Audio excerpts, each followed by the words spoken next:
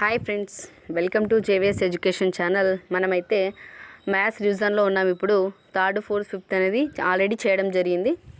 Okay, ఇప్పుడు sixth చూసినట్టయితే రివిజనే కాబట్టి అంత పూర్తి ఎక్స్ప్లెనేషన్ ఏమి ఉండదు, ఎందుకంటే ఆల్రెడీ టెట్ అనేది దగ్గరకు వస్తుంది కాబట్టి అందరూ చదివేసి ఉంటారు. కాబట్టి జస్ట్ అట్లా చూసుకోవడానికి ఈ క్లాస్ యూజ్ అవుతుంది అనమాట. కొంచెం ఫాస్ట్గానే చెప్పడం జరుగుతుంది ఫ్రెండ్స్. ఓకే, 1, 2, 3, 4లతో ఏర్పడి 4 అంకెల సంఖ్యలు. ఇక్కడ 4 అంకెల సంఖ్యలు అని అడుగుతున్నారు. అలాగే ఎన్ని అంకెల సంఖ్యలు అడగొచ్చు. 3 అంకెల సంఖ్యలు, 2 అంకెల సంఖ్యలు, 3 అంకెలు, 4 అంకెలు, 5 అంకెలు, ఇలా అంకెలు ఇచ్చి అంకెలతో ఏర్పడే సంఖ్యలు ఎన్ని అంకెలు ఇచ్చి అంకెలతో ఏర్పడే సంఖ్యలు ఎన్ని అడిగితే మనం ఫ్యాక్టోరియల్ చేస్తామన్నమాట. ఇక్కడ 4 అంకెల సంఖ్య కాబట్టి 4 ఫ్యాక్టోరియల్ అంట. 4 ఫ్యాక్టోరియల్ అంటే 3 × 2 × 1 ఈ విధంగా. నెక్స్ట్ 10లకు సవరించడం. 10లకు సవరించడం అంటే ఇక్కడ చూడండి, 10లకు సవరించడం అంటే 80, 84 నెంబర్ ఇచ్చినాడు, దాన్ని 10కి సవరించమన్నాడు. 10కి సవరించమంటే ఎలా చేస్తాము? ఏ నెంబర్కి అయితే అది దగ్గరగా ఉందో దానికి 10లో సవరించాలి. 84 ఏంది 80కి దగ్గర ఉందో, 90 దగ్గర ఉందా 80కి దగ్గర ఉంది కాబట్టి 80. అలాగే 90 నెంబర్ తీసుకున్నాం. 90 దేనికి దగ్గర ఉంది? ఆల్రెడీ 90 కాబట్టి అది 90లోనే వస్తుంది. అలా కాకుండా ఇంకొక ఎగ్జాంపుల్ కూడా తీసుకుంటాం. ఇప్పుడు 97 తీసుకున్నాం. 97 10లకు సవరించండి అన్నాడు. 90కి వస్తుందా 100కి వస్తుందా అంటే 100కి వస్తుంది. ఓకే, ఈ విధంగా అనమాట. అంటే 10లకు సవరించడం, ఇచ్చిన సంఖ్య దాని దగ్గర ఉన్నటువంటి ఏ దానికి 10కి దగ్గర ఉందో దానికి సవరించడం, 10లకు సవరించడం అనమాట. నెక్స్ట్ వచ్చేసి 100కు సవరించడం. ఇక్కడ 100కు సవరించడం అంటే ఇచ్చిన సంఖ్య ఎట్ సైడ్ ఉన్న 100కి దగ్గరగా ఉంది, దాని ముందు అంటే ఎట్ సైడ్. ఇప్పుడు 100 అంటే ఇప్పుడు చూడండి 200 తీసుకున్నాం అనుకో. 200లో 200, 300 మధ్య ఇచ్చిన నెంబరు దేనికి దగ్గరగా ఉంటే ఆ 100కు సవరించడం అనమాట. ఒకవేళ 400 తీసుకున్నాం, 400 to 500 మధ్య ఒక నెంబర్ ఇచ్చిన 447. ఫర్ ఎగ్జాంపుల్ 447 ఇచ్చాను అనుకోండి. 447 అని దేనికి దగ్గరగా ఉంది? 400కి దగ్గర ఉందా 500కి దగ్గర ఉందా? 3 నెంబర్స్ చూసుకుంటే 447 కాబట్టి 400కి దగ్గర ఉంది, 500కి దూరంగా ఉంది కాబట్టి 400కి సవరించడం. ఈ విధంగా లోయర్ సెక్షన్లో అయితే ఇంకా దీనికి 1 సవరించడం వచ్చింది. కాకపోతే ఇక్కడ 6th క్లాస్ కాబట్టి ఇది 10లకు సవరించడం, 100కు సవరించడం వచ్చిందనమాట. ఓకే, నెక్స్ట్ వచ్చేసి 250కి సవరించబడిన సంఖ్య వచ్చేసి 300. కరెక్ట్గా మరి 50 ఇస్తే ఏం చేయాలి మేడం? ఇది ఒక డౌట్ కదా. ఓకే, 50 బిలో ఇస్తే అటు సైడ్, 50 అబో ఇస్తే ఇటు సైడ్ అన్నారు. ఎగ్జాక్ట్లీగా 50 ఇస్తే ఈ విషయం గుర్తుపెట్టుకోండి. ఇటు సైడ్ అంటే 300 దగ్గరనే. ఇప్పుడు 250 ఇచ్చినాడు, 300 దగ్గరనే. 650 ఇచ్చినాడు, 700. 850 ఇచ్చినాడు, 900. ఈ విధంగా అనమాట. ఓకే, నెక్స్ట్ వచ్చేసి 1,00,000. 1,00,000 ఈక్వల్ టు ఎన్ని వేలు? 10,000. 100,000 సారీ. 1,00,000 equal to 100,000. అదే ఇది ఎలా ఇది చెప్పాలి ప్రతిసారి అంటే మీరేం లేదు, ఫస్ట్ ఎగ్జామ్లో ఇచ్చినాడు అనుకోండి, వీటిని బై హార్ట్ చేయదు. కొంతమంది నాన్ మ్యాథ్స్ వాళ్ళనే కాదండి, మ్యాథ్స్ వాళ్ళు కూడా కొంచెం కన్ఫ్యూజ్గా పెట్టేటట్టున్నారు. అట్లా కన్ఫ్యూజ్ కాకూడదు అంటే మనం ఏం చేయాలంటే ఖచ్చితంగా ఇది రాసుకోవాలంటే హిందూ అరబ్ సంఖ్యామానం, అంతర్జాతీయ అరబ్ సంఖ్యామానం రాసుకుంటే ఇప్పుడు 1, 10, 100, 1000 మనకి వాళ్ళకి ఎక్కడ దాకా సేమ్ ఉంటుంది? 10,000 దాకా సేమ్ ఉంటుంది. వాళ్ళు 1,00,000 అంటారు, మనం 1000 అంటాం. అక్కడ నుంచి డిఫరెంట్.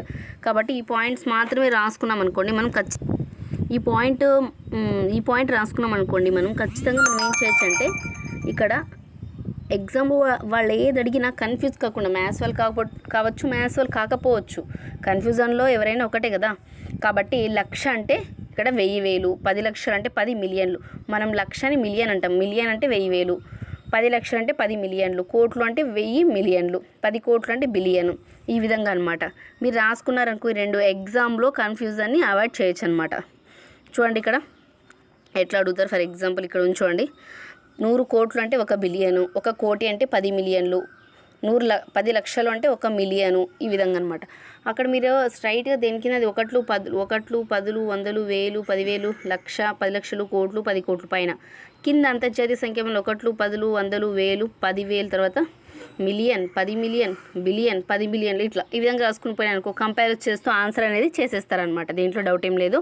ఓకే, నెక్స్ట్ వచ్చేసి హిందూ అరబ్ మానంలో ఎలా విధంగా రాస్తాం, అంతర్జాతీయ ఆంగ్ల సంఖ్యామానంలో ఏ విధంగా రాస్తామంటే రాయడంలో కామాలంటే ఎలా పెడతాం స్థానాలు అంటే మన హిందూ సంఖ్యామానంలో అయితే మనం ఏం చేస్తాం, ఫస్ట్ స్టార్టింగ్ 1లో అంటే స్టార్టింగ్ 2 మెంబర్స్ తీసుకుంటాం కదా. ఇప్పుడు ఏదైనా ఒక సంఖ్య ఇచ్చినాను అనుకోండి, ఇలా దీన్ని ఏం చదువుతాం మనం? ఇప్పుడు 3,246 చదువుతాం కదా. 1, 10, 100, 1000 కాబట్టి ఈ విధంగా కదా. అదే మామూలుగా అయితే ఇది హిందూ అరబ్ సంఖ్యామానంలో. అంతర్జాతీయ సంఖ్యామానంలో అయితే అట్లా ఉండదన్నమాట. 2 నెంబర్స్ తీసుకుని తర్వాత 3 నెంబర్స్ తీసుకుంటాం అనమాట.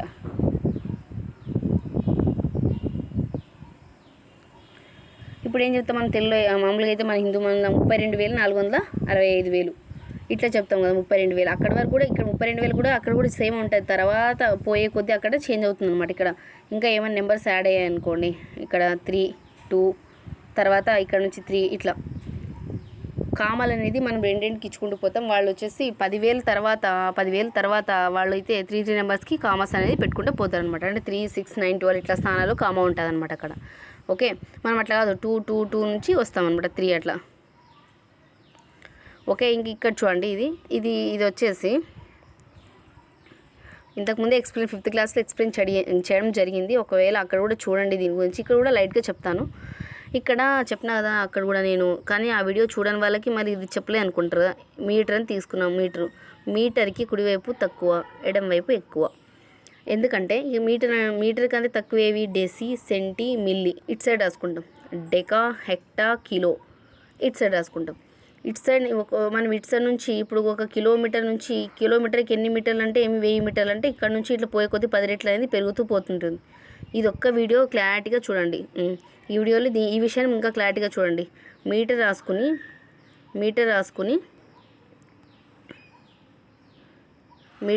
ఇటు సైడ్ మీటర్కి తక్కువ, ఇటు సైడ్ మీటర్కి ఎక్కువ రాసుకోండి. ఫర్ ఎగ్జాంపుల్ మీటర్కి తక్కువ ఉండేవి రాస్తా చూడండి. ఇక్కడ మీటరు, డెసిమీటరు, సెంటీమీటరు, మిల్లీమీటరు అందరికీ తెలిసిందండి. ఒక మీటర్ అంటే ఎన్ని సెంటీమీటర్లు ఎవరైనా చెప్తారు. మీరేం చెప్తారు 100 సెంటీమీటర్స్ అని. ఎలా రాసుకోవాలంటే ఇప్పుడు చూడు 2, 1, 2 zeros ఇట్లా పెట్టుకుని పోయినామా 100 వచ్చిందా? ఇట్లా మీటర్కి తక్కువ ఉండేది చేసి రాసి చూపిస్తున్నా మీకు. మీటర్కి ఎక్కువ ఉండేది కూడా మీరు ఆ విధంగా రాసుకుని ఎగ్జామ్లో అడిగితే ఈజీగా ఆన్సర్ చేయొచ్చు. మ్యాథ్స్ వాళ్ళకి ఈజీనే లేండి, కొంచెం నాన్ మ్యాథ్స్ వాళ్ళ దృష్ట్యా కూడా చెప్తున్నాను. ఓకే, ఇంకా నేను శ్రీనివాస రామానుజన్ గురించి తెలుసుకున్నట్టయితే ఈయన సంఖ్యా సిద్ధాంతాన్ని చెప్పాడనమాట. ఏవి అంటే సంఖ్యా సిద్ధాంతాలు. అయితే ఈయన పుట్టినది వచ్చేసి 1887, 1920 అడుగుతాడా అంటే అది అవుట్ ఆఫ్ మనం నేర్చుకోవడం ఇంపార్టెంట్. ఇక్కడ 1887 నుంచి 1920 అని గుర్తుపెట్టుకోండి. ఫెలో ఆఫ్ ది రాయల్ సొసైటీకి ఎంపికైన తొలి భారతీయుడు. Fellow of the royal society ఎక్కడ ఉంది అంటే మనకు ఇంగ్లాండ్లో ఉందన్నమాట. Fellow of the royal society ఇక్కడ వచ్చేసి. ఇంకా రామానుజన్ సంఖ్య ప్రతి ఒక్కరికి తెలుసు 172నే. అయితే దీని ప్రత్యేకత ఏంటంటే 10³ + 9³ = 12³ + 1³ అనమాట. 10³ + 9³ = 12³ + 1³. గణిత దినోత్సవం మనం ప్రతి సంవత్సరం ఏ రోజు జరుపుకుంటామంటే December 22. గణిత సంవత్సరంగా ఏ సంవత్సరానికి మన భారతదేశం ప్రకటించడం జరిగిందంటే 2012ని గణిత సంవత్సరంగా మనం ప్రకటించుకోవడం జరిగిందనమాట. ఓకే, ఇంతవరకు అయితే ఇన్ఫర్మేషన్ తీసుకున్నాం. నెక్స్ట్ వచ్చేసి ఇంకా కొంచెం ప్యూర్ మ్యాథ్స్లోకి ఎంట్రీ ఇస్తాం అనమాట. కొంచెం కాన్సన్ట్రేషన్గా వినండి. ఎన్ అంటే సహజ సంఖ్యలు, న్యాచురల్ నెంబర్స్. సహజ సంఖ్యలు అనేది 1తో మొదలై ఇన్ఫినిటీ అనమాట. ఇది 1తో మొదలై ఇన్ఫినిటీగా ఉంటాయి. ఒక సంఖ్యకు తర్వాత సంఖ్యను ఉత్తర సంఖ్య అంటారు. దాని ముందు సంఖ్యను మనం పూర్ణ సంఖ్య అంటామన్నమాట. ఒక సంఖ్యకు తర్వాత సంఖ్యను ఉత్తర సంఖ్య అంటారు, ముందు సంఖ్యను పూర్వ సంఖ్య అంటారు. ఈ సహజ సంఖ్యలో ఒక బిట్ ఇంపార్టెంట్, అదే ఇప్పుడు చెప్తున్నా వినండి, కేర్ఫుల్గా వినండి. ఏంటి అంటే సహజ సంఖ్యలో పూర్వ సంఖ్య లేని సంఖ్య ఏది? ఆన్సర్ తెలిసిన వాళ్ళు కామెంట్ చేయొచ్చు. సహజ సంఖ్యలో 1కి పూర్వ సంఖ్య ఏది అన్నారు. 1కి పూర్వ సంఖ్య ఉందా అంటే లేదు, కాబట్టి లేదు అని మనం చెప్తాను.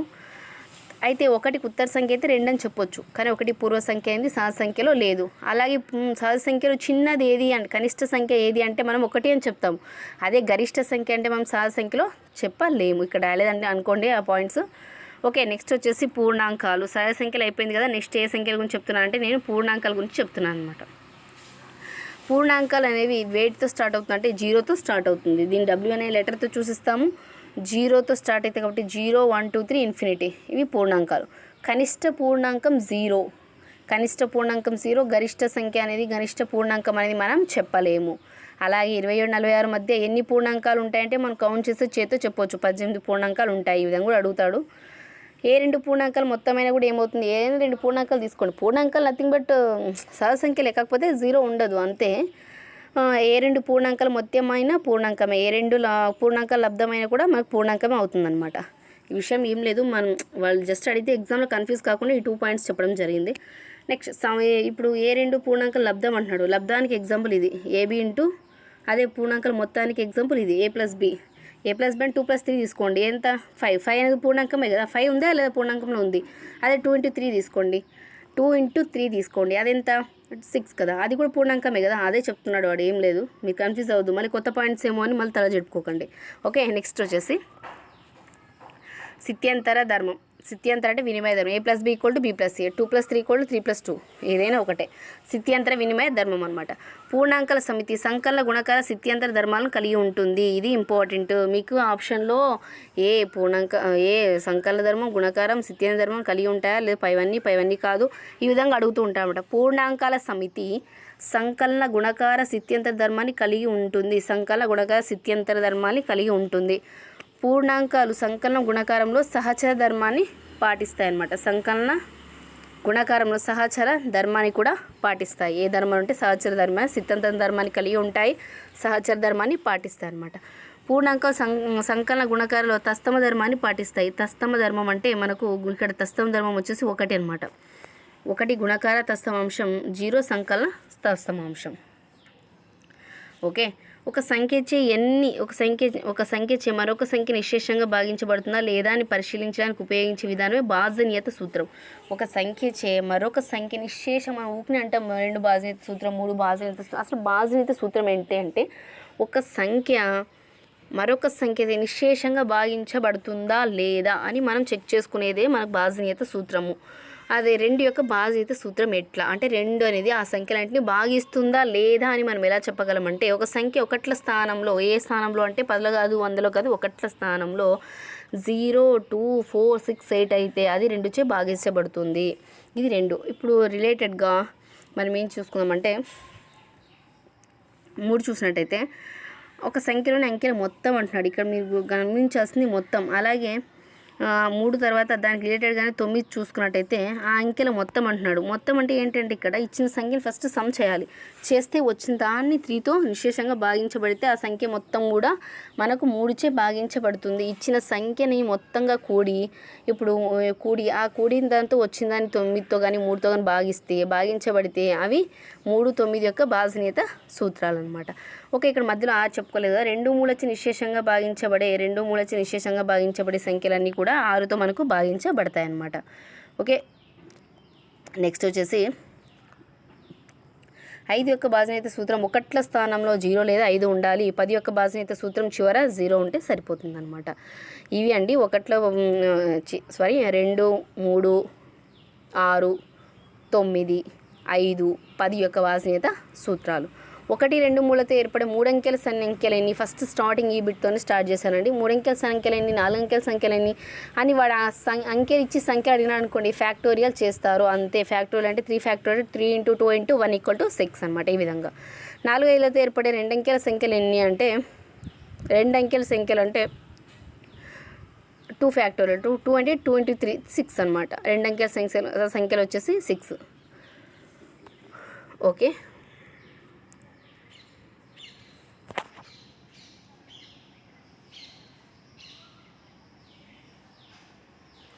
ఒక సంఖ్య నిశ్శేషంగా భాగించే మరొక సంఖ్యని ఆ సంఖ్య యొక్క కారణాంకం అంటారు. ఒక సంఖ్య నిశ్శేషంగా భాగించే మరొక సంఖ్యని ఆ సంఖ్య యొక్క కారణాంకం అంటారు అనమాట. ప్రతి సంఖ్యకు 1 కారణాంకం. ప్రతి సంఖ్య ఏదని తీసుకోండి మీరు, 1 to infinity ప్రతి సంఖ్యకు కూడా 1 అనేది కారణాంకం ఖచ్చితంగా అవుతుంది. ఇది ఆ సంఖ్య కారణాంకాలు అన్నింటిలో కూడా చిన్నదా పెద్దదా సమానమా అని అడిగితే మీరు ఖచ్చితంగా ఆన్సర్ చేయాలి. చిన్నది 1 అనేది ప్రతి సంఖ్యకి కారణాంకం అవుతుంది. అలాగే అది కూడా ఆ కారణాంకాలు అన్నింటిలో కూడా చిన్నది. అలాగే ఇంకొక పాయింట్ కూడా మీకు వెరీ ఇంపార్టెంట్ పాయింట్స్ అయితే ఇప్పటి నుంచి చెప్తున్నాను, బీ కేర్ఫుల్ లిజన్. ప్రతి సంఖ్య దానికదే కారణాంకం అవుతుంది. ఏ సంఖ్యను తీసుకున్నా ప్రతి సంఖ్య దానికదే కారణాంకం అవుతుందన్నమాట. ఇది ఆ సంఖ్య యొక్క కారణాంకాలు అన్నింటిలో కూడా పెద్దది. ఇది ఆ సంఖ్య కారణాంకాలు అన్నింటిలో కూడా పెద్దది. ఈ పాయింట్స్ కొంచెం కేర్ఫుల్గా వింటే కారణాంకాలు వచ్చినప్పుడు భయపడకుండా ఆన్సర్ అనేది ఖచ్చితంగా చేస్తాము. ఓకే, నెక్స్ట్ వచ్చేసి ప్రతి కారణాంకం ఆ సంఖ్యకు సమానం లేదా ఆ సంఖ్య కంటే చిన్నది. ప్రతి సంఖ్య దానికదే కారణాంకం అన్నాం కదా, అది ఆ సంఖ్యకి సమానంగా ఉండొచ్చు లేదా ఆ సంఖ్య కంటే చిన్నదిగా కూడా ఉండొచ్చు అనమాట. ఆ సంఖ్య కారణాంకం అంటే ఖచ్చితంగా అది పెద్దదే ఉంటుంది, కొన్ని చోట్ల మాత్రం సమానం కూడా కావచ్చు. ప్రతి కారణాంకం చెప్తున్నాం, ఇచ్చే ప్రతి సంఖ్య దానికదే కారణాంకం, మరి ఆ సంఖ్య కారణాంకాలు అన్నింటిలో కూడా పెద్దది. ప్రతి కారణాంకము ఆ సంఖ్యకు సమానంగానే ఉండొచ్చు లేదా దానికంటే చిన్నదిగా ఉంటుంది కానీ పెద్దది మాత్రం కాదు. ఈ 3 పాయింట్స్ ఎవరికైనా అర్థం కాకపోతే ఇప్పుడు కొంచెం ఎగ్జాంపుల్ చెప్తాను వినండి. ఈ 3 పాయింట్స్ సంబంధించి ఇక్కడ ఇప్పుడు చూడండి 4 అని ఒక లెటర్ తీసుకున్నా. 4కి కారణాంకాలు ఏవి? 1 2 4 కదా. ఇప్పుడు చూడండి 1 అనేది కారణాంకం అయింది. ఓకే, ఆ కారణాంకాలన్నింటిలో కూడా ఇదే చిన్నది. First point satisfaction. Okay, next చూడండి ప్రతి సంఖ్య దానికదే కారణం. ఇచ్చిన సంఖ్యనే దానికదే కారణాంకం అయ్యిందా కాదా? అయ్యింది. ఓకే, ఆ సంఖ్య కారణాంకాలన్నింటిలో కూడా ఎలా ఉంది? ఇచ్చిన కారణాంకాలన్నింటిలో కూడా పెద్దదిగా ఉంది. ఓకే, తర్వాత చూడు ప్రతి కారణాంకం అనే ఈ ఇచ్చిన కారణాంకాలు ఉన్నాయా? ఈ కారణాంకాలు ఆ సంఖ్యకు సమానం. 4 అనేది సమానంగా ఉందా? సమానం లేదా? అంటే చిన్నవి కూడా ఉన్నాయి కదా ఇక్కడ. 1 2 అనేది చిన్నవి, 4 కంటే ఈ విధంగా అనమాట. చిన్నవైనా ఉంటాయి కారణాంకాలు ఇచ్చిన సంఖ్యకి సమానంగానే ఉంటాయి, కానీ పెద్దవి ఉండవు, గుర్తుపెట్టుకోండి. ఓకే, నెక్స్ట్ ప్రతి సంఖ్యకు కారణాంకాలు పరిమితం. 4కి తీసుకున్నాం. ఎన్ని కారణాంకాలు? 3. 1 2 4. సరే 5 తీసుకోండి. 1 5. లేదు ఇంకా ఎక్స్ట్రా నెంబర్ ఏదని చెప్పండి. 21కి తీసుకోండి.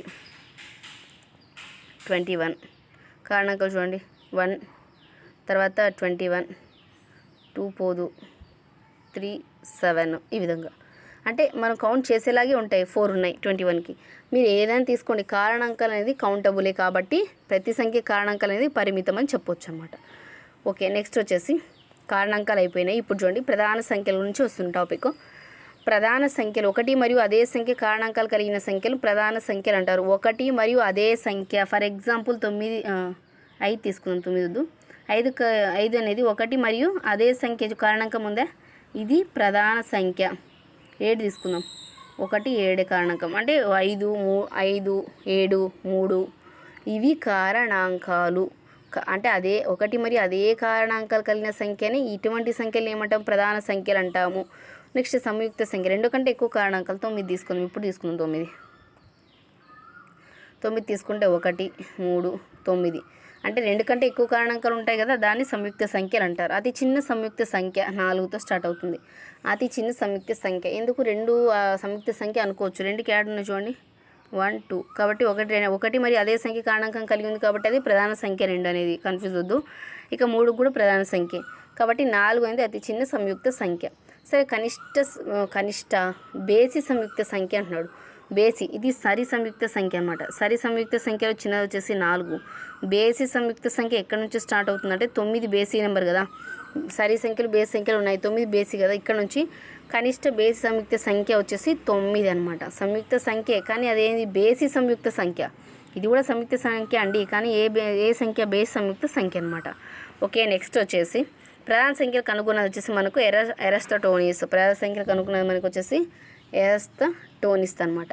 1 మాత్రం ఉమ్మడి కారణాంకం గల సంఖ్యలను మనం పరస్పర ప్రధాన సంఖ్యలు లేదా సాపేక్ష ప్రధాన సంఖ్యలు అంటారు. ఫర్ ఎగ్జాంపుల్ ఇక్కడ ఏ 2 సంఖ్యలను తీసుకోండి, ఆ 2 సంఖ్యలకు 1 మాత్రమే ఉమ్మడి కారణాంకంగా ఉంటే అది ఏ సంఖ్య అవుతుందంటే మనకు ప్రధాన సంఖ్య లేదా పరస్పర ప్రధాన సంఖ్య అవుతుందన్నమాట. ఓకే, నెక్స్ట్ వచ్చేసి అన్ని ప్రధాన సంఖ్యలు సాపేక్ష ప్రధాన సంఖ్యలు. అన్ని ప్రధాన సంఖ్యలు తీసుకోండి. 3 5 తీసుకోండి. రెండింటికి ఉమ్మడి కారణాంకం 1. అన్ని ప్రధాన సంఖ్యలు సాపేక్ష సంఖ్యలు అవుతాయి, కానీ సాపేక్ష ప్రధాన సంఖ్యలన్నీ కూడా ప్రధాన సంఖ్యలు కావు.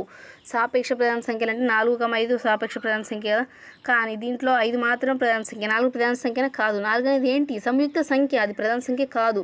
కాబట్టి ఇక్కడ మీరు కండిషన్ గుర్తుపెట్టుకోండి.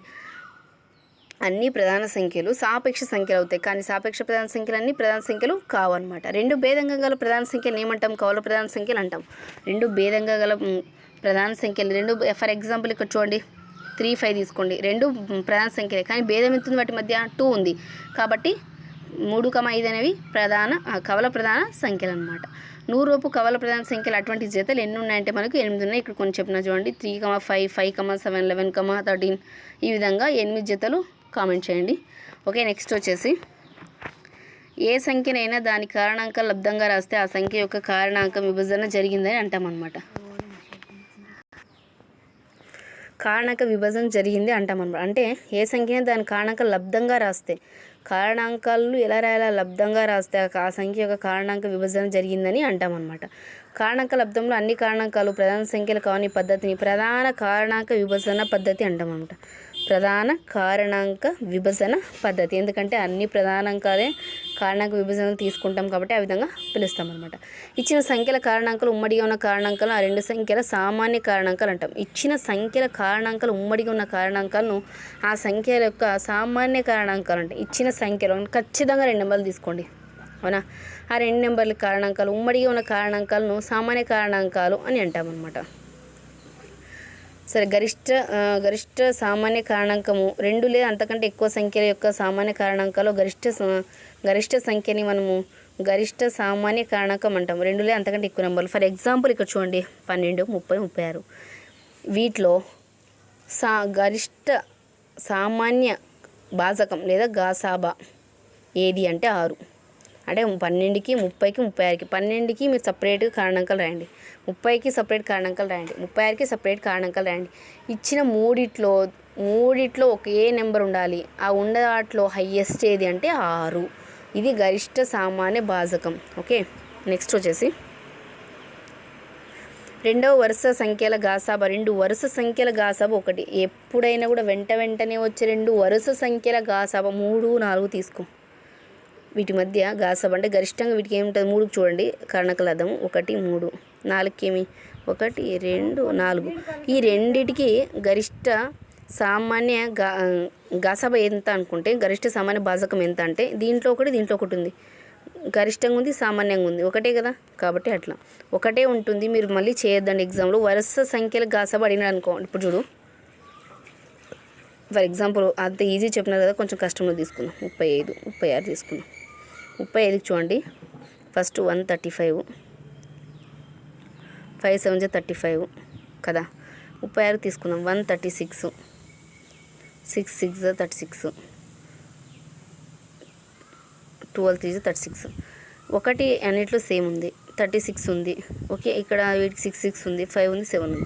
కానీ 35కి 36కి మధ్య ఒక సామాన్యంగా రెండింటికి ఉమ్మడి ఏది ఉంది, ఒకటే ఉంది కదా.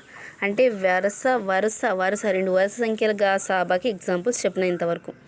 2 వరుస సరి సంఖ్యల గాసాబా, సరి సంఖ్యలు తీసుకుంటాం, వెంటనే వచ్చేది తీసుకున్నాం, అలా కాదు. 6 8 తీసుకున్నాం. వరుస సరి సంఖ్యలు 6 తర్వాత సరి సంఖ్య 8 కదా. ఇప్పుడు చూడండి, వీటి మధ్య గాసాబా 2 ఉంటుందంట. దీనికి 6కి చూద్దాము. 1 6 2 3 6 కారణాంకాలు. 8 తీసుకుంటే 1 8 4 2 అవునా. ఇప్పుడు చూడండి, ఉమ్మడి ఏమున్నాయి, దీంట్లో ఉమ్మడి ఒకటి ఉంది, దీంట్లో ఉమ్మడి ఒకటి ఉంది. కానీ గరిష్టంగా ఇదే ఉందా, లేదు. దీనికి 2 ఉంది, దీనికి 2 ఉంది. కాబట్టి 2 వరుస సరి సంఖ్యల గాసాబా ఎంత అంటే 2 వరుస బేస్ సంఖ్యలదైతే మరి బేస్ సంఖ్యలైతే 1 అనమాట. వెంటనే వచ్చేదైనా బేస్ సంఖ్యలదైనా ఒకటే గాసాబా. 2 వరుస సరి సంఖ్యలైతే సరి కాబట్టి 2 అని గుర్తుపెట్టుకోండి. ఈ 3 పాయింట్స్ అనేది మీరు మళ్ళీ మ్యాథ్స్లో అక్కడ ఎగ్జామ్లో వాళ్ళు పాయింట్ ఇచ్చినప్పుడు చేసి కనుక్కుంటే తప్ప తెలియదు. కానీ ఈ విషయం తెలిసిన వాళ్ళు మాత్రమైతే ఎగ్జామ్లో అక్కడ మళ్ళీ వాళ్ళు ఎగ్జాంపుల్ టెస్ట్ చేసుకుని ఆన్సర్ పెట్టాల్సిన అవసరం ఉండదు. డైరెక్ట్గా ఈ విషయం తెలిసిన వాళ్ళు ఆన్సర్ చేసేయచ్చు. నెక్స్ట్ వచ్చేసి ఇప్పుడు చూడండి, ఇక్కడ నుంచి ప్రాబ్లమ్ సెంటర్ అయితే 2 ట్రాక్టర్లో 850 లీటర్లు 680 లీటర్లు కిరోసిన్ ఉంది. 2 ట్రాక్టర్స్లో అంత ఉంది. 2 ట్రాక్టర్ల కిరోసిన్ కొలవగలిగే గరిష్ట సామర్థ్యం గల పాత్ర సామర్థ్యం ఏంటి అని రెండిట్లో ఉన్న, అంటే వాడు ఇండైరెక్ట్గా ఏమవుతున్నాడు, గాసాబా అడుగుతున్నాడు. గాసాబాని మీరు ఇచ్చిన సంఖ్యలో అయితే ఇప్పుడు 4 చేసేస్తారు. కానీ పెద్దవి అయినప్పుడు అయితే ఈ విధంగా వేసుకోవాలన్నమాట. తక్కువ ఉండి ఫస్ట్ చెవులో వేసుకొని 850 అనేది మధ్యలో మనం విభాజ్యంగా వేసుకోవాలి. వేసుకుని చేసినాం అనుకోండి, గాసాబా అనేది మనం ఈజీగా కనుక్కుంటాము. ఇవన్నీ టెక్స్ట్ బుక్స్ ప్రాబ్లమే అండి. ఇంకా ఎవరైనా టెక్స్ట్ బుక్లో ఈ ప్రాబ్లమ్ చేసుకోకపోతే ఇక్కడ చూసి వాళ్ళు చేసుకోండి. నెక్స్ట్ ఒక గది యొక్క కొలతలు ఈ విధంగా ఇచ్చినారు. గరిష్ట గది కొలతలు ఎంత అన్నాడు. సేమ్ వాళ్ళు ఇచ్చిన కొలతలు వేసుకునేది ఫస్ట్ 12 చిన్నదంతా స్టార్ట్ చేస్తాము, తర్వాత ఆ విధంగా చేస్తూ పోతాం అనమాట. ఓకే, గాసాబా అనేది ఇక్కడ 3. ఇవన్నీ కూడా టెక్స్ట్ బుక్స్ ప్రాబ్లమ్సే ఫ్రెండ్స్. నెక్స్ట్ ఇది చాలాసార్లు అడిగానండి. 504 792 1080 అనమాట. ఇవి యొక్క గరిష్ట ఉమ్మడి కారణాంకం గరిష్ట సంఖ్య ఎంత అంటే ఇక్కడ నేను ప్రాసెస్ అనేది చేయడం జరిగింది. ఈ ప్రాసెస్ ఎక్స్ప్లెయిన్ చేయడం, మ్యాథ్స్ అనేది ఎక్స్ప్లెయిన్ చేయడం కాదు, కాకపోతే మీకు రివిజన్లో ఈ విధంగా చెప్తున్నమాట. ప్రాసెస్ ఈ విధంగా ఉంటుంది అని మీరు గుర్తుపెట్టుకుంటే ఎగ్జాంపుల్ ఫాలో అవుతారని అంతే ఉద్దేశం. ఓకే, నెక్స్ట్ వచ్చేసి పరస్పర ప్రధాన సంఖ్యలు 4, 15 యొక్క గాసాబా. పరస్పర ప్రధాన సంఖ్యలు అంటేనే ఇంకా మీరు చెప్పాలి ఖచ్చితంగా 1 ఉంటుందని. అవునా, ఆన్సర్ ఎంత పరస్పర ప్రధాన సంఖ్యకి ఎప్పుడు కూడా ఒకటే కదా గాసాబా గరిష్టంగా అని ఇక్కడ 4, 15 అని చెప్పినాడు. ఓకే, కాసాగు గురించి చెప్దాం. గాసాబా గురించి ఇంతవరకు చెప్పిన. వాడు ఇచ్చిన క్వశ్చన్లో గరిష్ట అనే పదాన్ని మెన్షన్ చేసినాడు అనుకో, మీరు ఇచ్చిన ప్రాబ్లంలో గాసాబాని కనుక్కోవాలని అర్థం.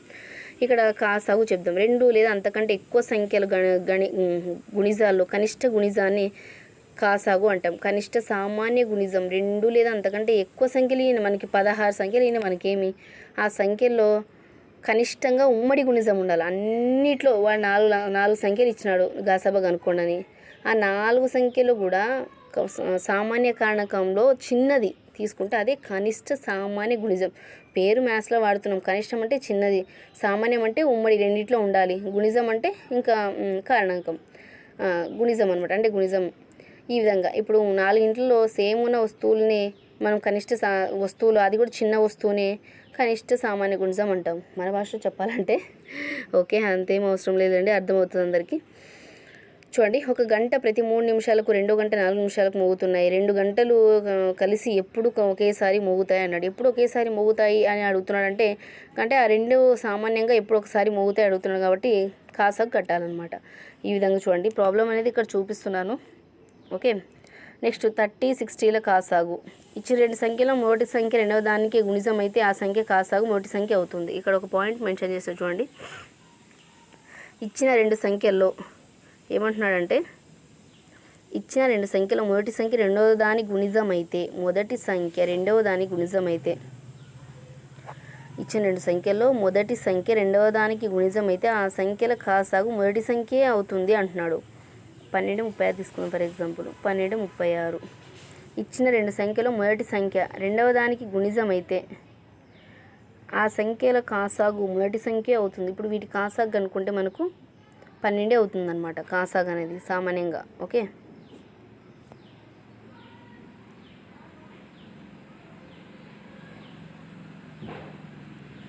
నెక్స్ట్ వచ్చేసి ఈ విధంగా కాసాగు కనుక్కునే చెప్తుంది. ఏ కనిష్ట సంఖ్య 5 కూడినా ఆ సంఖ్య 12, 14, 18 నిశేషంగా భావించబడుతుంది. ఈ ప్రాబ్లమ్స్ అయితే మనకు ఎన్నిసార్లు అడిగారంటే మనం కూడా కౌంట్ చేయలేం, అన్నిసార్లు అడిగారు. కనిష్ట సంఖ్యకు 5 కూడినా అని ఈ ప్రాబ్లం చెప్పినాడంటే ఖచ్చితంగా మీరు ఏం చేయాలంటే 5ని వచ్చిన దాంట్లో నుంచి 5ని తీసేయాలి. వాడు కూడిన అన్నాడని చెప్పేసి మీరు గుడ్డిగా కూడినారనుకో మనకు మార్కులు కూడవు, గుర్తుపెట్టుకోవాలి. కూడిన అన్నానుకో, కాసాగులో వాళ్ళే కూడి మనకు ఒక నెంబర్ ఇచ్చారు కాబట్టి ఆన్సర్ చెప్పేటప్పుడు మనం ఆ సంఖ్యను తీసివేయాలి. మీకు ఎందుకు ఏమిటి అంటే మీరు ఇక్కడ చేస్తే మీకే తెలుస్తుంది. వాడే ఒక నెంబర్ ఇచ్చినాడు, కూడి ఇచ్చినానండి, ఓ కనిష్ట సంఖ్యకు 5 కూడినా ఆ సంఖ్య ఇట్లా వచ్చింది అన్నాడు. 5 కూడితేనే మనకి ఈ సంఖ్యలు వచ్చినాయంట.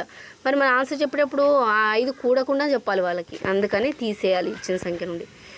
ఏ గరిష్ట 3 అంకెల సంఖ్యను భాగిస్తే శేషం 0 వస్తుంది, శేషం 4 వచ్చును అని కూడా వాడిచ్చాడు. 4 వచ్చును అన్నాడు అంటే 4 వచ్చిందంట మనకి 4 వచ్చిందంటే విభాజ్యంలో మనం 4 కలపాలా లేదా? ఖచ్చితంగా కలపాలి.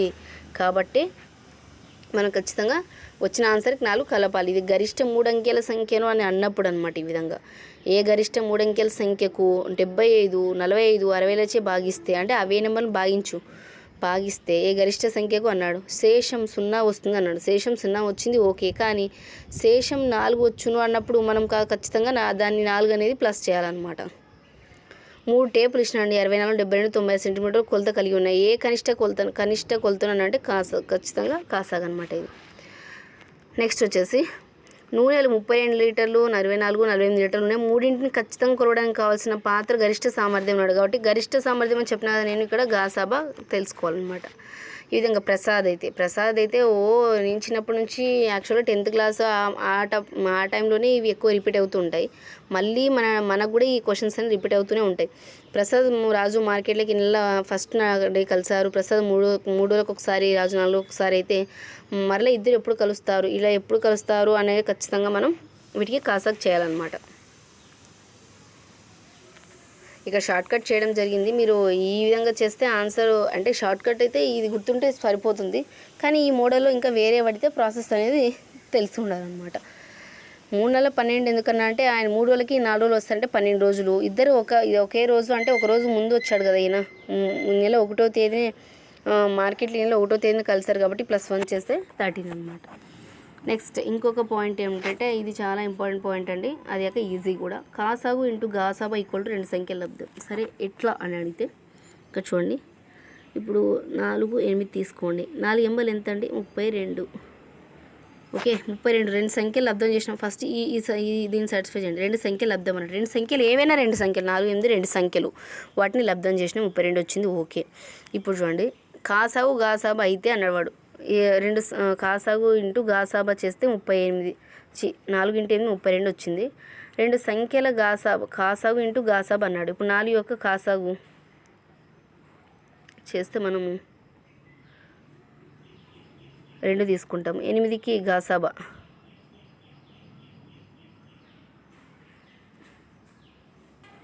ఓకే, ఇది అలా కాదండి. మళ్ళీ ఒకసారి చెప్తాను చూడండి. 4 × 8 32 రాసినా కదా. ఇది ఎట్లా అంటే వాడు ఏం చేస్తాడంటే ఎగ్జామ్లో కాసాగు 4 గాసాబా 8 అయితే వాటి లబ్ధం ఎంత అని అడిగాడు అనుకో, ఇంటూ చేసేయండి. కాసాని గాసాబా ఇంటూ చేసి ఆన్సర్ చేసేస్తారు. లేదు, వాడు చెప్తున్నాడు రెండు సంఖ్యల లబ్ధం 32 దానిలో ఒక సంఖ్య 8 ఇచ్చాను గాసాబా, మరి కాసాగు మీరు కనుక్కోండి అంటాడు. అప్పుడు మీరు ఏం చేయాలి? 32ని / 8 చేస్తే యువతల ఇంటున్న యువతలు పోతే డివైడ్ బై అవుతుంది కదా. 8 చేస్తే ఎంత వస్తుంది? 8 × 32 కాసాగు 4. అట్లా ఈ ఫామ్లో బేస్ చేసుకుని ఇక్కడ మనకు ఈ ఫామ్లో బేస్ చేసుకునండి. కాసాగు ఇంటూ గాసాబా ఈక్వల్ టు రెండు సంఖ్యల లబ్ధం. వాడు రెండు సంఖ్యల లబ్ధం ఎంత 36 అయింది అంటే అంటాడు. వాటిలో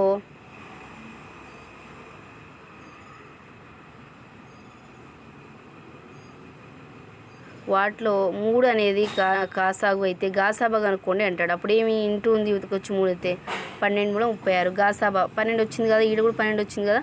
ఆ విధంగా అనమాట. వాడు ఈ మూడిట్లో ఏదో ఒకటి మిస్ చేసి మనకి ఇచ్చి కనుక్కోండి అంటాడు అనమాట. ఓకే, 4 యొక్క భాజనీయ సూత్రం చెప్పుకోలేదు కదా. 8 యొక్క భాజనీయ సూత్రం, 11 యొక్క భాజనీయ సూత్రాలు అక్కడ చెప్పుకోలేదు. అక్కడ కో రిలేషన్ ఉన్నటువంటి వాటి చెప్పినాను. ఇక్కడ కొంచెం టఫ్ ఉండి ఇక్కడ చెప్తానండి. 4 యొక్క భాజనీయ సూత్రం వచ్చేసి ఒక సంఖ్య యొక్క చివరి 2 అంకెలతో ఏర్పడిన సంఖ్య 4 చే భాగించబడితే ఆ సంఖ్య 4 చే నిశేషంగా భాగించబడుతుంది. ఇప్పుడు చూడు ఏమంటున్నామంటే ఇచ్చిన సంఖ్య యొక్క చివరి 2 అంకెలు ఇప్పుడు 4, 5, 6 చూడండి. ఇచ్చిన సంఖ్య ఇది. ఈ సంఖ్యలో చివరి 2 సంఖ్యలు 4తో భాగించబడితే 28 తీసుకో. 4తో భాగించబడుతున్నా 4, 7, 7, 28. ఓకే, ఇది ఈ సంఖ్య మొత్తం కూడా ఇప్పుడు 4తో భాగించబడుతుంటారు. 45,628 సంఖ్య మొత్తం కూడా 4 చే భాగించబడుతుంది. ఓకే, ఈ విధంగా అనమాట. నెక్స్ట్ వచ్చేసి 8 యొక్క భాజన సూత్రం. ఒక సంఖ్య యొక్క చివరి 3 అంకెలతో నిశేషంగా భాగించబడితే ఆ సంఖ్య 8 చే భాగించబడుతుంది. 2 అంకెలు కో రిలేషన్ ఉంది. 2 అంకెల చే భాగించబడితే అది 4 యొక్క 4 మొత్తం చే భాగించబడుతుంది. ఇచ్చిన సంఖ్య చివరి 3 అంకెలతో భాగించబడితే అది 8 చే భాగించబడుతుంటాయి. చివరి 3 సున్నాలు ఉండాలి లేదా చివరి 3 సున్నాలు ఉంటే కూడా సరిపోతుంది. ఇప్పుడు 1000 ఇది చూడు 8తో భాగించబడుతుందో లేదు. 8 1 16 8 5 40 భాగించబడింది కదా. ఈ విధంగా అనమాట. చివరి 3 అంకెలు 8తో చివరి 3 అంకెలు 8తో భాగించబడితే ఇచ్చిన సంఖ్య మొత్తం కూడా 8తో భాగించబడుతుంది. ఇక 11 యొక్క భాజనీయ సూత్రం అయితే చాలా ఈజీ. ఒక సహజ సంఖ్యలో కుడి నుండి ఎడమకు వైపుకు పోతూ అంకె వదిలి అంకె తీసుకుని ఆ అంకెల మొత్తం కనుగొనాలి. ఆ తర్వాత వదిలేసిన అంకెల మొత్తాన్ని కనుగొనాలి. ఈ మొత్తాలో భేదం 11 అయితే ఆ సంఖ్య 11 చే భాగించబడుతుంది. యాక్చువల్గా 11 చే భాగించబడే సంఖ్యలు మోస్ట్లీ పాలిడ్రోన్ సంఖ్యలు ఉంటాయి. అయితే పాలిడ్రోన్ సంఖ్య ఏంటి అని అడిగినట్టయితే దాని గురించి కూడా ఎక్స్ప్లెయిన్ చేస్తాను ఫ్రెండ్స్. ద్విముఖ సంఖ్యలు అనమాట. పాలిడ్రోన్ సంఖ్య అనేది ద్విముఖ సంఖ్య. ఇది ఎలా అంటే ఇప్పుడు చూడండి 1 to 2 అని ఇక్కడ ఒక ఎగ్జాంపుల్ తీసుకున్నాము. ఏమన్నారు ఇక్కడ అంకె వదిలి అంకెను తీసుకుని ప్లస్ చేయాలి. ఫస్ట్ ఏముంది 1 ఉంది. 2 వదిలేసి ఇంకోసారి సెకండ్ ఏముంది 1 2 2 1 కదా.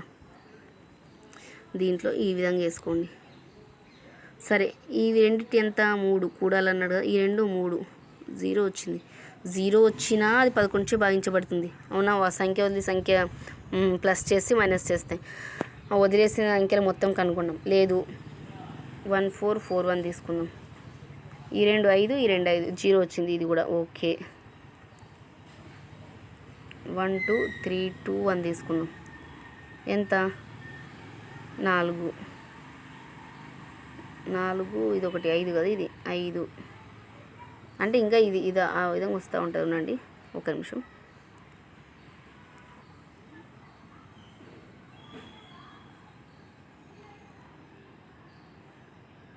ఒకటి 3 4 5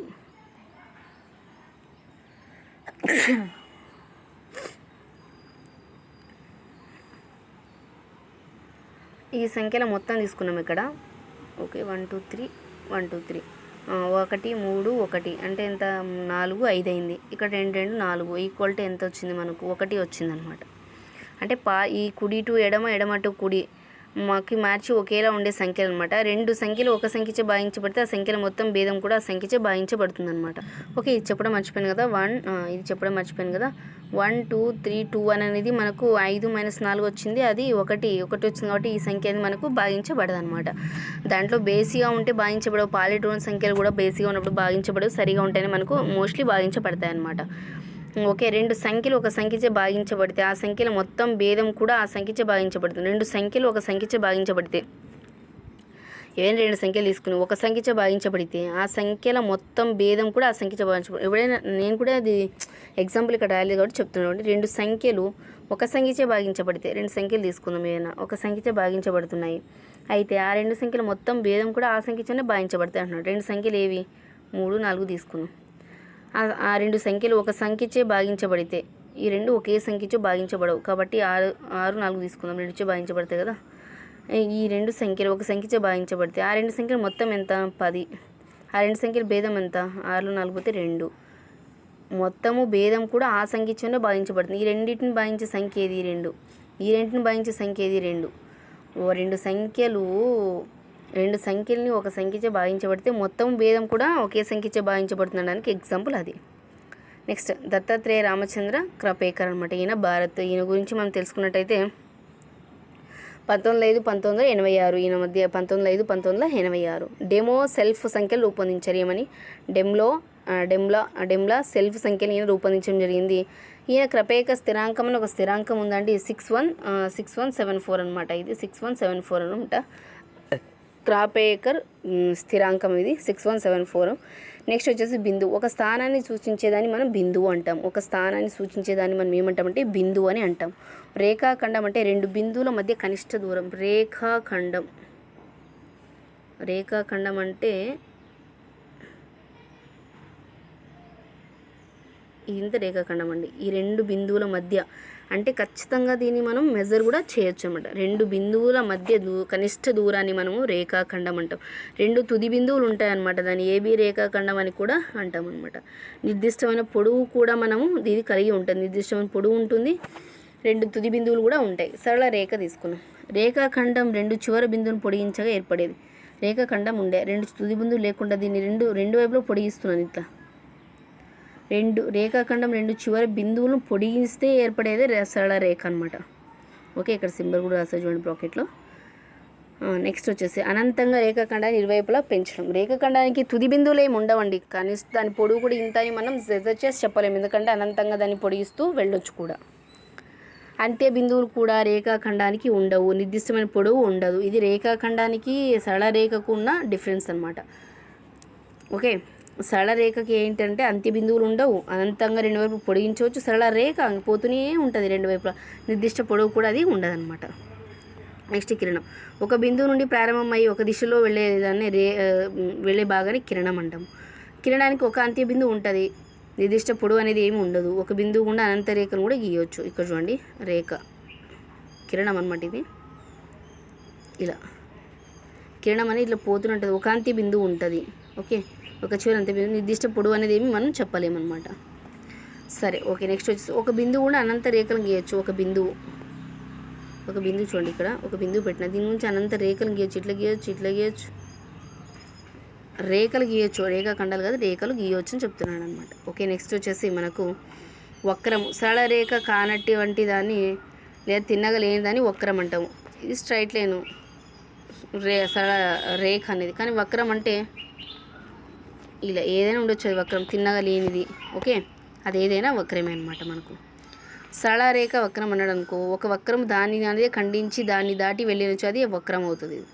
సరళ రేఖ వక్రం అంటే ఒక వక్రం దాన్ని అనేది ఖండించి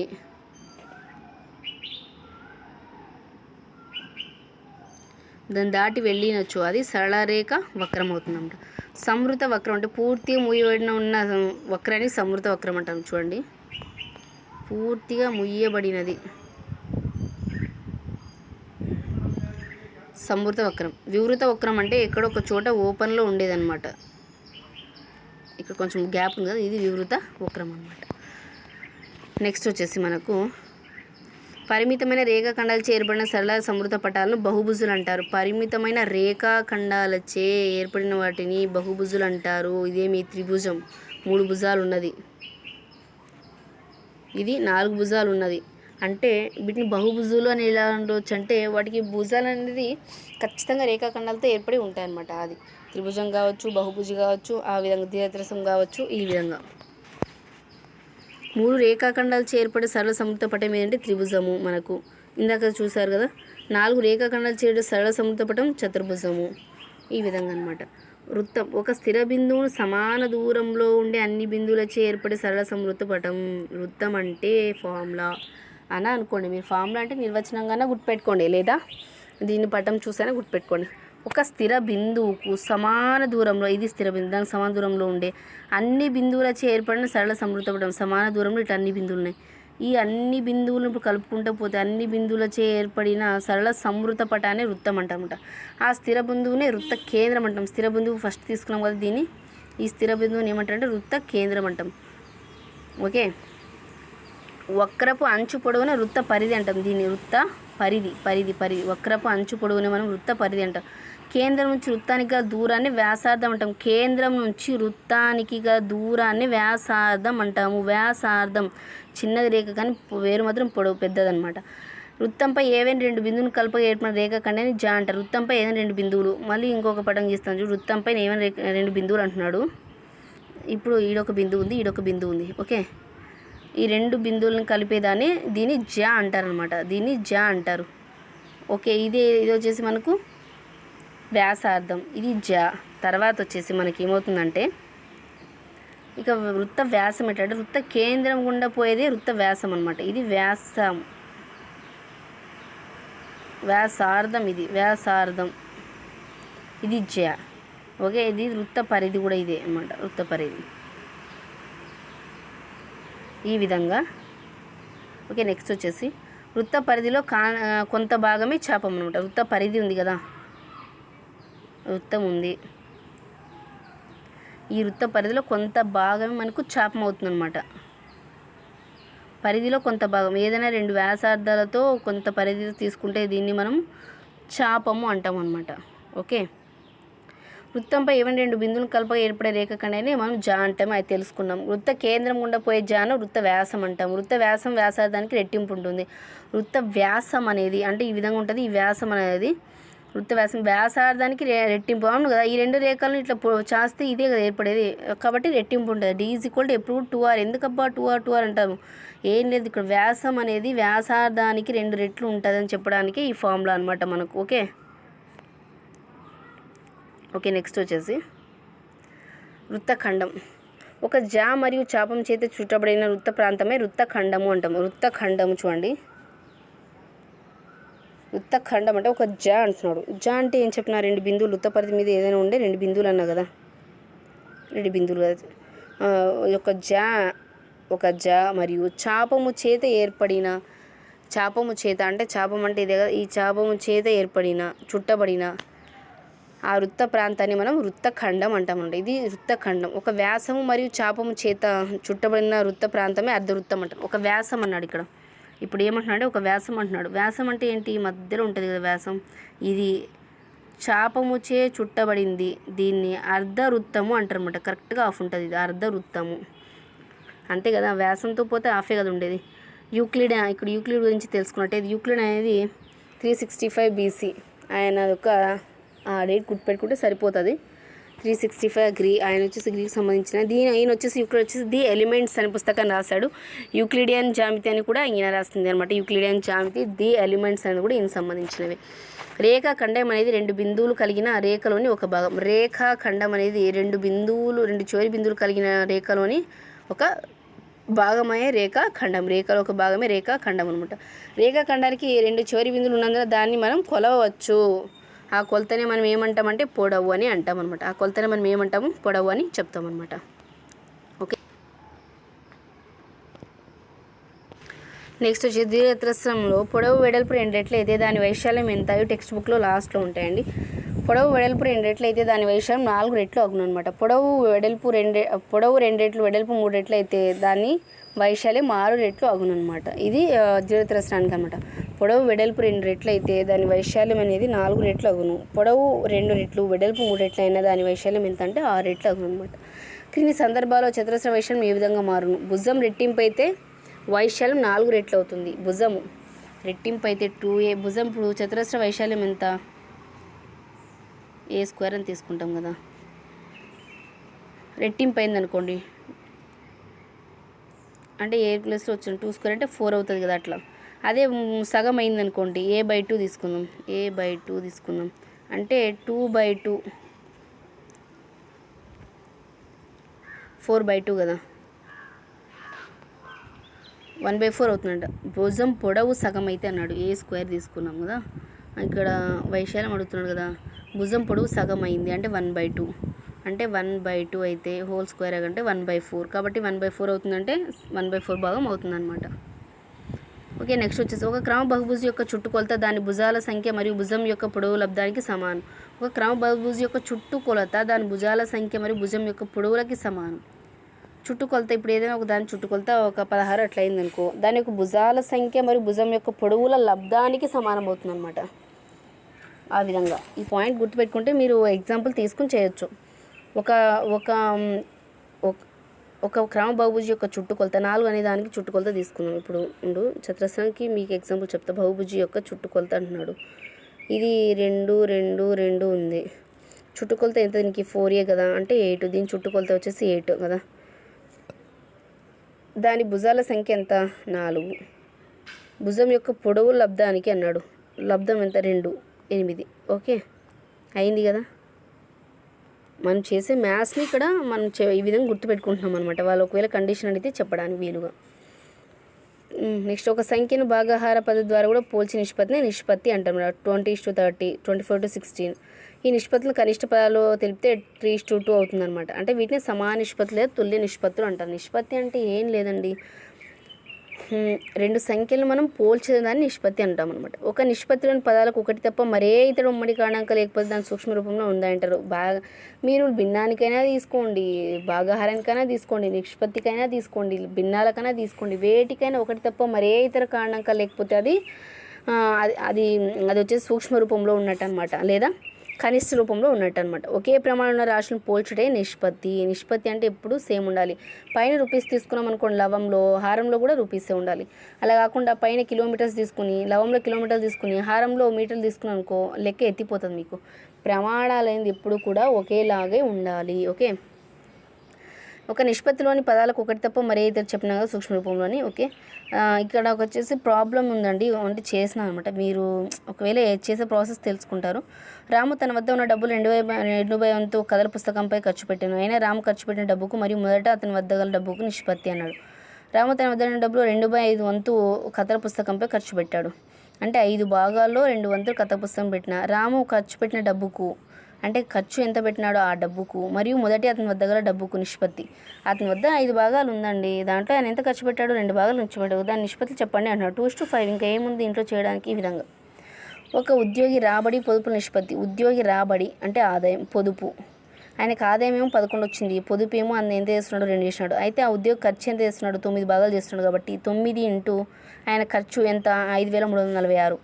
అయితే రాబడి కనుక్కున్నాడు. రాబడి కాబట్టి 11 వేసుకున్నాం. అదే ఒకవేళ పొదుపు కనుక్కోని అంటే 2 వేసుకునేవాళ్ళం అనమాట. ఈ విధంగా వాడి నిష్పత్తి ఇచ్చినప్పుడు మీరు కొంచెం ఆలోచించి ప్రాబ్లం చేస్తే ఆన్సర్ వచ్చేస్తుంది అనమాట. సాధారణంగా 2 పదాలు A:B నిష్పత్తి C:D నిష్పత్తికి సమానమైతే ABCDలు అనుమానుపాతంలో ఉన్నాయంటాము. A:B నిష్పత్తి అనేది C:D నిష్పత్తికి సమానమైతే దాన్ని ఏమంటామంటే అనులోమానుపాతం అంటాము. ఒక యూనిట్కి విలువ కనుక్కొని కావాల్సిన యూనిట్ల విలువను కనుగొనే పద్ధతిని ఏక వస్తువు మార్గం అంటాం. అదేనండి, ఒక కుర్చీ 5 రూపాయలు అయితే 10 కుర్చీలు ఎంత? 15 50. ఈ విధంగా ఏక వస్తువు. ఫస్ట్ ఒక యూనిట్ విలువ కనుక్కొని కావాల్సిన యూనిట్ల విలువను కనుగొనే పద్ధతిని ఏక వస్తువు మార్గం అంటామంట. ఒక భాగం మరొక భాగంతో ఖచ్చితంగా ఏకీభవిస్తాయి. దీన్ని పరావర్తన సౌష్ఠవం అని. మనము ఏ రేఖ వెంబడి కాగితాన్ని మర్చామో ఆ రేఖని సౌష్ఠవ రేఖ, సౌష్ఠవాక్షం అంటాం. ఒక భాగం మరొక భాగంతో ఏకీభవిస్తే అంటున్నాం. కరెక్ట్గా ఇక్కడ ఒక గీత గీయండి. ఈ భాగం ఈ భాగంతో ఏకీభవిస్తుంది కదండి. ఈ భాగం అనేది ఈ భాగంతో ఏకీభవిస్తుంది కదా, ఇది అనమాట, అంతే, ఇంకేం లేదు. దాన్ని మనం సౌష్ఠవ రేఖ అంటాం. మధ్యలో గీసా కదని దాన్ని సౌష్ఠవ రేఖ అంటారు. సౌష్ఠవ రేఖ అనేది అడ్డంగా నిలువుగా ఒక మూలంగానే ఉండవు, ఒక మూలంగా కానీ ఎలాగా ఉండవచ్చు. సమబాహు త్రిభుజానికి సౌష్ఠవ రేఖలు ఎన్ని? సమబాహు త్రిభుజానికి సౌష్ఠవ రేఖలు ఎన్ని? 3. త్రిభుజంలో 3 ఉంటాయి ఖచ్చితంగా. 3 మూలల నుంచి 3 రేఖలు గీయవచ్చు. కాబట్టి సమబాహు త్రిభుజంలో సౌష్ఠవ రేఖలు 3 అనమాట. అదే ద్విసమబాహు త్రిభుజము, లంబ సమద్విబాహు త్రిభుజం వాటికి కాదండి, సమబాహు త్రిభుజానికి అని అడుగుతున్నాడు ఇక్కడ. సౌష్ఠవ రేఖలు 3 అనమాట. సమద్విబాహు త్రిభుజానికి, సమద్విబాహు అంటే ఇట్లా ఉంటుంది, 2 సమానంగా ఉంటాయి కాబట్టి ఇక్కడ మాత్రం ఇయ్యాలి 1. విషమబాహు త్రిభుజం అన్నాడు. అంటే విషమబాహు త్రిభుజం అంటే ఏవి కూడా సమానంగా ఉండవండి. 3లో ఇట్లా వీటిలో ఏవి సమానంగా ఉండవు కాబట్టి 0. ఎట్లా గీస్తావు నువ్వు, ఎట్లా గీసినా రాదు చూడు. కాబట్టి ఇది విషమబాహు త్రిభుజం అనమాట. రాంబస్లో వచ్చేసి మనకు 2 సౌష్ఠవ అక్షరాలు ఉంటాయి రాంబస్లో, 1, 2. షడ్భుజిలో అయితే 6, సెక్టార్ అయితే 1, సెక్టార్లో 1. షడ్భుజిలో 6, సెక్టార్లో 1. దీర్ఘచతురస్రంలో 2, చతురస్రంలో 2, దీర్ఘచతురస్రంలో 2.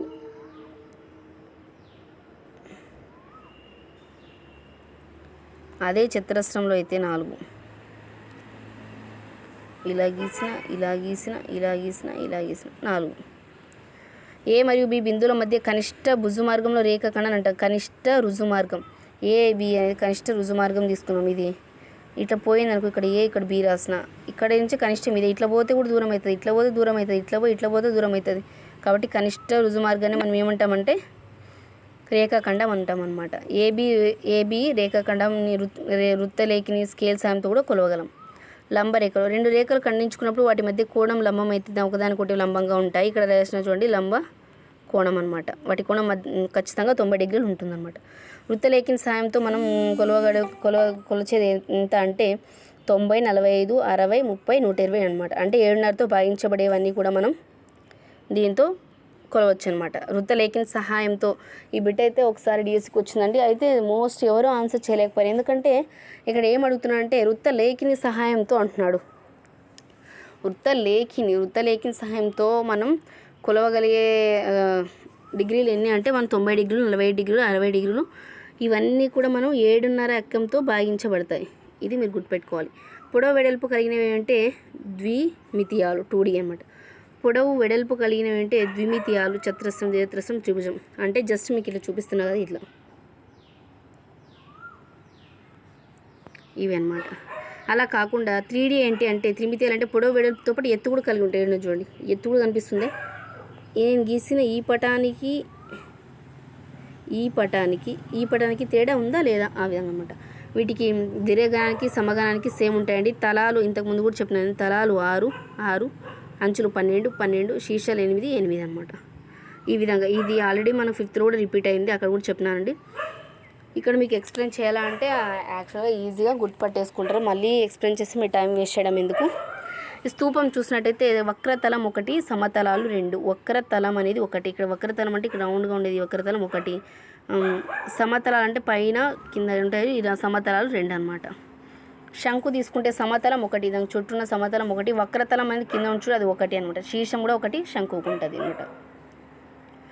శంకుకి ఎత్తు ఉంటుంది, వ్యాసార్థం కూడా ఉంటుంది. ఓసి అనేది ఇక్కడ మనకు మీరు పటంలో చూసినట్టయితే ఓసి అనేది శంకు యొక్క మనకు ఎత్తు, అలాగే ఓఏ అనేది మనకు శంకు యొక్క వ్యాసార్థం అనమాట. శంకు యొక్క వ్యాసార్థం. బంతి గోళం దీనికి ఏమి ఉండవండి, మూలలు ఉండవు, తలాలు ఉండవు, ఏముండవు. పట్టకం తీసుకుంటే త్రిభుజాకార పట్టకం. ఇక్కడ నుంచి ఇంపార్టెంట్, మీరు అవన్నీ అందరికీ తెలిసి ఉంటాయి కానీ ఇక్కడ నుంచి మీరు చాలామందికి తెలిసిన ఉంటాయి. పట్టకం అంటే త్రిభుజాకార పట్టకం అనమాట. తలాలు 5 ఉంటాయి, అంచులు 9, శీర్షాలు 6. తలాలు 5. ఇక్కడ చూడండి పట్టకం మీకు కనిపిస్తూనే ఉంది కదా.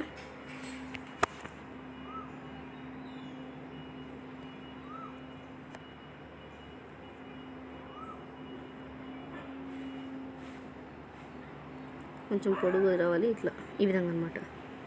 ఇక్కడ తలాలు వచ్చేసి మనకు 5 ఉంటాయి. 1, 2, 3, 4 కింద అడుగు భాగంలో 5 తలాలు 5. అంచులు 9 ఉంటాయి, అంచులు 9. శీర్షాలు 6. ఎట్లా అంటే యువతల 3 ఉంటాయి. యువతల ఒక త్రిభుజం ఉంటుంది కదా, ఈ త్రిభుజానికి ఈడ చెప్తా చూడండి ఒకసారి, ఈడ 3 ఉంటాయి అనమాట. 6 శీర్షాలు, అంచులు అయితే 9 ఉంటాయి. పిరమిడ్ అంటే ఒక భూమి కలిగి మిగిలిన భుజాలు త్రిభుజాకారంలో ఉంటే అది పిరమిడ్. ఒక భూమి కలిగి అంటే భూమి కలిగి మిగిలిన భుజాలని త్రిభుజాకారంలో ఉంటే అది పిరమిడ్ అనమాట. పట్టకం వేరు, పిరమిడ్ వేరు. పట్టకానికి తలాలు 5. ఇప్పుడు ఒక ఆర్డర్లో గుర్తుపెట్టుకోండి, ఇది ఇంకా నాకు ఇప్పుడు ఐడియా వస్తుంది. తలాలు 5 పట్టకానికి, శీర్షాలు 6, 6 తిరిగేసి 9. ఏంటివి అంచులు 9. 5, 6, 9 పట్టకానికి గుర్తుపెట్టుకోండి. ఎగ్జామ్లో అది వేలో ఆన్సర్ చేయడానికి చెప్తున్నా. అదే పట్టకం పిరమిడ్ అయితే ఒక భూమి కలిగి మిగిలిన భుజాలు త్రిభుజాకారంలో ఉంటే అది పిరమిడ్ అనమాట. త్రిభుజాకార పిరమిడ్ వచ్చేసి చతుర్ముఖి. మనకు త్రిభుజాకార పిరమిడ్ వచ్చేసి చతుర్ముఖి అంటాం, ఎందుకంటే అక్కడ 4 ముఖాలు ఉంటాయి, ఖచ్చితంగా 4 తలాలు ఉంటాయి. త్రిభుజాకారం అంటే పైన త్రిభుజంలో ఉంటుంది, కింద అడుగు ఒకటి ఉంటుంది కదా, అంటే తలాలు ఎన్ని ఉంటాయి? 4 తలాలు ఉంటాయి. అంచులు వచ్చేసి 6 ఉంటాయి, శీర్షాలు వచ్చేసి 4 ఉంటాయి. మీరు పటం చూస్తే తప్ప వాళ్ళు ఎగ్జామ్లో అడిగితే మీరు ఆన్సర్ చేయలేరు, కాబట్టి ఖచ్చితంగా పటాన్ని చూడాలి, గీసుకోవాలి, అక్కడ కౌంట్ చేసుకోవాలన్నమాట. మీరు ఊరిని ఏదో అందాజుగా కళలో ఊహించుకున్నాం ఇట్లా పెన్తో అనుకుంటూ రాసేస్తే కాదు. Next చతురస్రాకార pyramid. చతుర్ముఖి వేరు, చతురస్రాకార పిరమిడ్ వేరు. దీని తలాలు వచ్చేసి 5, అంచులు వచ్చేసి 8, శీర్షాలు వచ్చేసి 5. తలాలు శీర్షాలు ఒకటే ఉన్నాయి. ఎక్కడ కూడా మోస్ట్లీ తలాలు శీర్షాలు ఇక్కడ ఈ పిరమిడ్లో తలాలు శీర్షాలు సేమ్ ఉంటాయి. ఇక్కడ కూడా 4 తలాలు 4 శీర్షాలు, 5 తలాలు 5 శీర్షాలు, కానీ అంచులు మాత్రం డిఫరెన్స్గా ఉంటాయి అన్నమాట. రేఖాఖండాలచే ఏర్పడే సరళ సమృద్ధ పటాలని బహుభుజులు అంటాము. ఒక బహుభుజికి కనీసం 3 భుజాలు ఉంటాయి. అట్లీస్ట్ ఎక్కడ నుంచి బహుభుజి స్టార్ట్ అవుతుందంటే ఇప్పుడు రెండు బహుభుజులతో ఏదైనా పటం గీయగలను, ఏ పటం కూడా గీయలేను అనమాట. 2 బహుభుజులతో మనం ఏదైనా గీయగలను అంటే నేను దేని గీయలేను. చూడండి, 3తో అయితే ఖచ్చితంగా గీస్తాను, ఎందుకంటే అది త్రిభుజమే ఇంకా. కాబట్టి బహుభుజి అంటేనే క్లోజ్ సర్క్యూట్ కదా, ఆ విధంగా అనమాట. క్రమ బహుభుజి అన్ని భుజాలు అన్ని కోణాలు సమానంగా ఉంటాయి. సమబాహు త్రిభుజం చతురస్రం అనమాట. ఒక షడ్భుజి, సప్తభుజి, అష్టభుజి భుజాల్లో కోణాలు సమానమైన వాటిని వరుస క్రమభుజి, షడ్భుజి, సప్తభుజి అంటే అది ఏం చెప్తున్నా అంటే భుజాలు సమానం, కోణాలు సమానం అయితే అవి పంచభుజి కానీ, షడ్భుజి కానీ, సప్తభుజి కానీ, అష్టభుజిలో కానీ భుజాలు కోణాలు సమానమైన వాటికి వరుసగా వాటిని ఏమంటాము? పంచభుజి, క్రమభుజి, షడ్భుజి, సప్తభుజి అంటాం అనమాట. ఈ విధంగా ఫ్రెండ్స్ 6th క్లాస్ అనేది కంప్లీట్ అయింది. Okay, thank you all. మీ టైం వేస్ట్ కాకూడనే కొంచెం స్పీడ్గా చెప్పడం జరిగింది. ఓకే, ఈరోజు అయితే 6th క్లాస్ మ్యాథ్స్ అనేది రివిజన్గా కంప్లీట్ అయింది. Okay, thank you all.